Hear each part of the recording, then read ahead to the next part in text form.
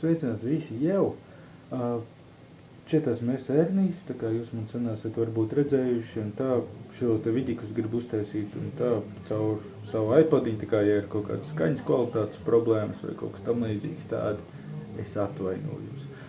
Bet, jā, kā jūs redzat, es šeit smagi strādāju, labi, ne tik smagi, bet lietas notiek jau.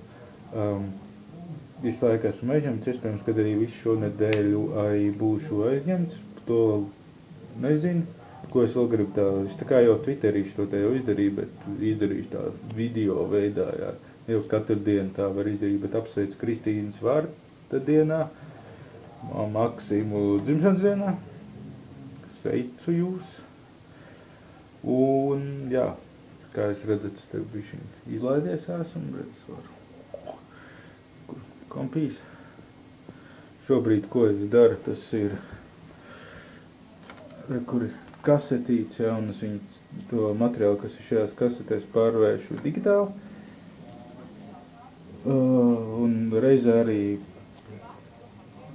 grozu skaņu viņam, lai pārliecinātos to, lai viss, var sakot, būtu tip-top un nebūtu pārbliesta skaņa, un tā visu laiku to skaņu pults arī strādā.